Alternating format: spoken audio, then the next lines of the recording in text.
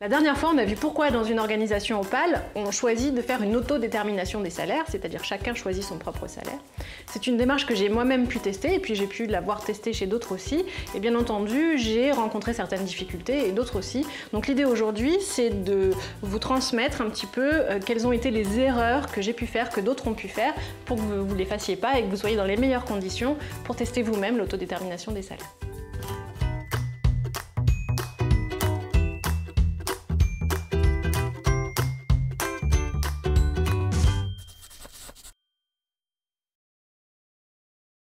Bonjour à tous, bienvenue sur Open Opale, la chaîne où on réinvente nos façons de travailler un pas après l'autre en prenant les choses là où vous êtes, là où vous pouvez faire des choses. Moi c'est Nina et je suis là pour vous accompagner sur ce chemin. La première erreur que j'ai faite, ça a été de surestimer la maturité qu'ont les personnes d'une équipe à propos de l'argent et l'homogénéité de cette maturité au sein d'une même équipe. Au début, quand j'ai commencé, j'ai simplement dit on va caler les salaires en fonction de nos besoins et on va avoir une discussion pour déterminer chacun son salaire. Et en fait, ça a paniquer un petit peu certaines personnes qui avaient besoin de cadres, qui avaient besoin de repères, qui avaient besoin d'informations.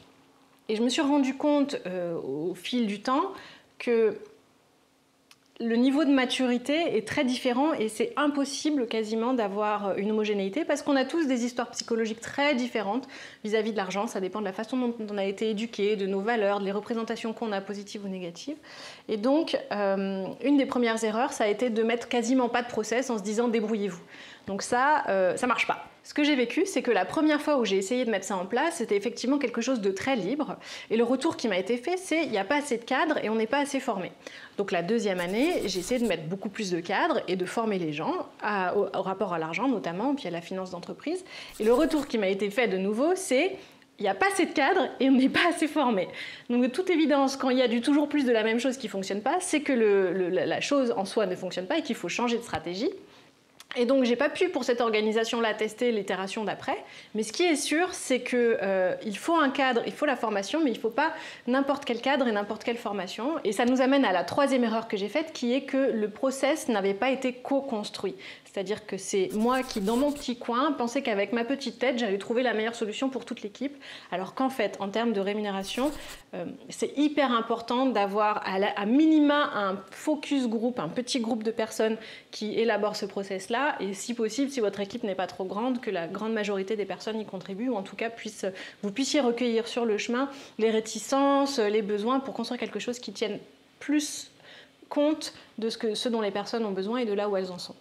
Et la dernière erreur que j'ai faite, c'est de ne pas me faire accompagner, c'est-à-dire de considérer qu'on pouvait s'en sortir entre nous. Sur la question des salaires, il y a tellement d'enjeux psychologiques, tellement d'identifications existentielles autour de l'argent qui sont fortes, qu'un regard extérieur de médiateur, quelqu'un de neutre qui ne rentre pas dans la compétition, à la reconnaissance qu'on peut avoir dans une équipe, est super important. Ça peut être quelqu'un, un de vos amis, un membre du board par exemple, ou quelqu'un qui n'est pas directement impliqué dans le travail opérationnel. Ça peut aussi être un coach, un médiateur ou des personnes qui sont spécialisées dans le rapport à l'argent. Il n'y en a pas beaucoup, mais il y en a quelques-unes. En tout cas, la présence d'un médiateur externe dans ces discussions est hyper importante. Pour conclure, je voudrais vous ouvrir vers une manière de co-construire un process qui peut marcher, c'est de faire quelque chose qui ne soit pas trop rigide, de laisser les choses ouvertes pour que chacun puisse se situer à son niveau de confort. Par exemple, si vous dites choisissez là où les personnes qui constituera ton comité pour évaluer ton salaire, à ce moment-là, la personne qui est encore dans une représentation très pyramidale va choisir la personne qu'il considère comme étant son chef et il va pouvoir avoir une discussion qui correspond à son modèle. Et en revanche, des personnes qui sont plus dans un mode plus collaboratif vont pouvoir choisir qui ils veulent dans ce comité en fonction de l'aide dont ils ont besoin, qu'ils soient sur des questions financières, sur le feedback sur leur travail, en fonction de ce qu'eux mettent dans leur représentation de ce qui est la rémunération pour eux.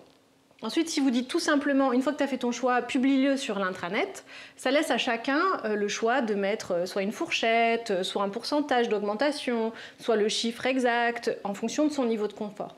Donc le fait d'avoir quelque chose qui est cadré, mais qui reste assez souple, devrait permettre à chacun de se situer là où il en a envie. Donc ce serait mon conseil, et c'est ce que j'ai pu voir fonctionner dans un certain nombre d'organisations. J'espère que ça vous aura aidé. Si ça vous a plu, un petit pouce, et on se retrouve très bientôt pour la prochaine. Bye!